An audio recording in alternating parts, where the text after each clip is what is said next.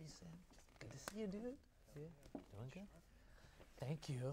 Okay. Oh, we're ready to go? Okay. Yeah, if you need a minute, that's fine. I know, I'm good. Okay. Sam, I think you can go in there. Nikki and them are in there. Oh, you are? Okay, cool.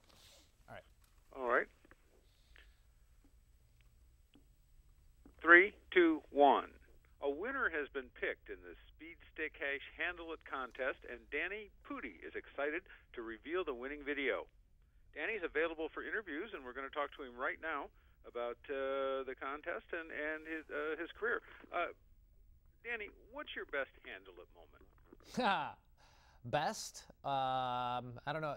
Best or most awkward? I have a number of them. Let's see here. I talk about when I was first courting my wife. One of the first times I met her parents, we were in the car and they'd picked us up for lunch and we were driving, and her dad's kind of intimidating. He has a giant mustache. And I didn't know what to say. I was looking for an icebreaker. And as we were driving, I looked out the window and I saw Hooters and I yelled, "Hooters!" That broke the ice. It was a little uncomfortable. I don't know if that put me in the best position, according to her father. But, you know, we got married, so I managed to survive that one. Handled it. More recently, again, this involves the in-laws. My wife's mother came to visit set. I was on the set of Community shooting, and I was dressed, this particular week, I was dressed as Jamie Lee Curtis in True Lies. So I was in drag. I looked good. I was wearing a tight black dress. I made sure not to eat too much that week so I could really look good. And slicked back my hair, red lipstick, and of course my mom and my mother-in-law came to visit set that day. So it was tough. I think it was hard for them to make eye contact with me that day. But we got through, and we talked about women's shoes and how painful they are. We bonded in a new way. So that's another one right there. So for all the guys out there, just know you're not alone. I, too, have dressed as Jamie Lee Curtis when I met my mother-in-law. Tell me about the winning video in the contest. Yeah, so the winning video is a really fun story. A gentleman was doing some laundry and did some laundry for his girlfriend, and all of a sudden realized that he shrunk her outfit.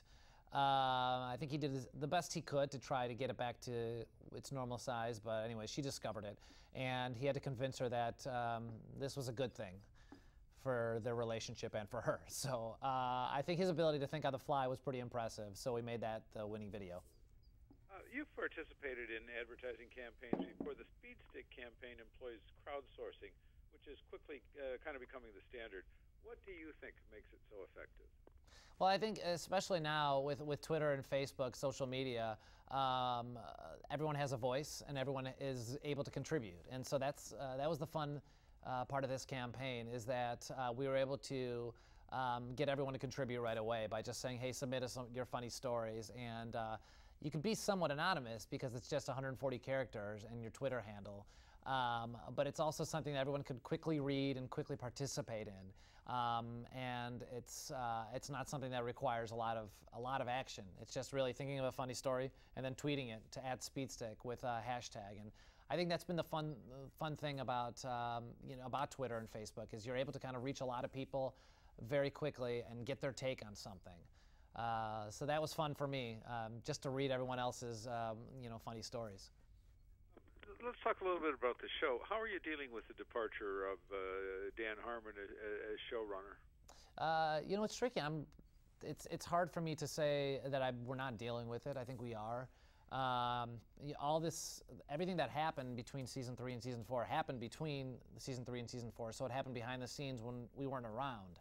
And so I would find out via Twitter, Facebook, and messages from my wife what was happening with the show. And I was traveling a lot too, and so I wasn't here to actually understand what was going on. So it's hard because it's not like we had a giant meeting on the set of Community discussing the changes. That never happened. The changes happened, and next thing you knew, we were back shooting the show with new people.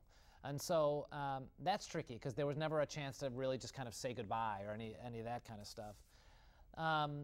That being said, it is sort of it's kind of just a reminder that this is a business, and things like this happen, and you have to just, I guess, move on.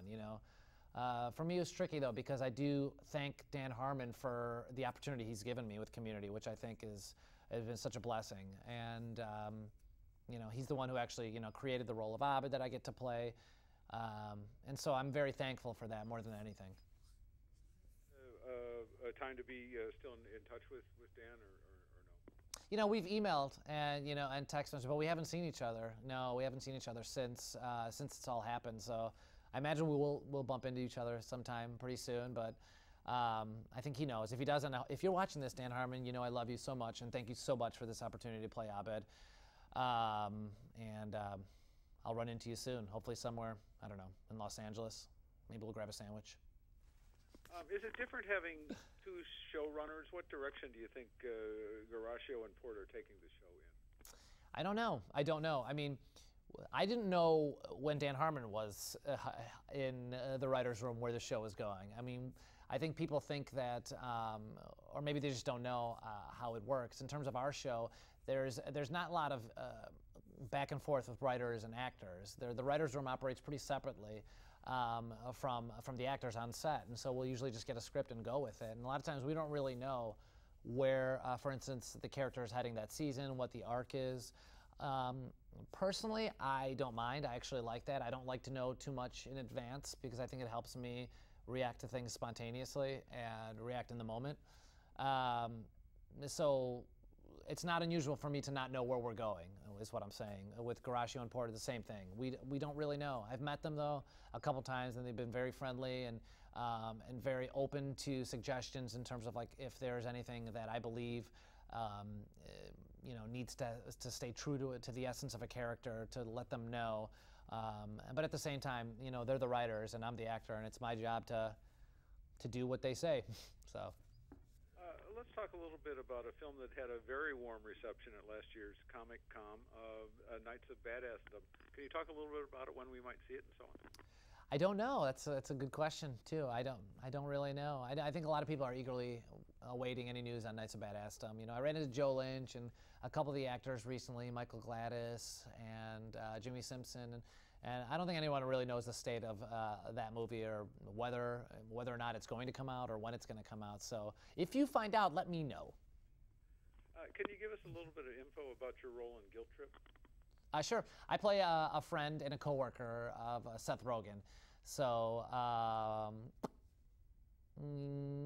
a scientist. I will say someone with a science background is who I play, which I know it's kind of shocking. How could Danny Pudi play someone with a science background? But it happened. I didn't get to meet Barbra Streisand, which was my biggest regret. What about any other upcoming projects? Internet Movie Database has you rumored in My Friend Vijay. Yeah.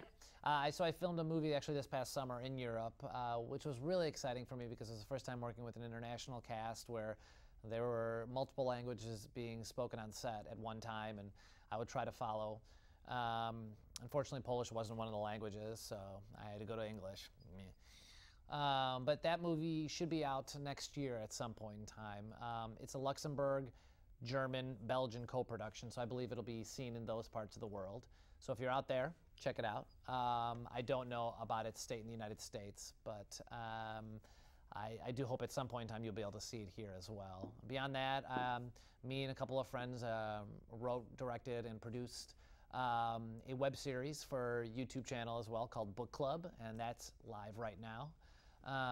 There's an episode, our third episode is up today. Every Wednesday there'll be a new episode, and that's executive produced by Justin Lin and Yum Yum F. Justin Lin, who directs the Fast and Furious movies and has directed a couple episodes of Community. And that's been fun. It's about a group of buddies who start a book club that turns into a wild adventure each week. Thank you a lot, Danny. Thank you very much.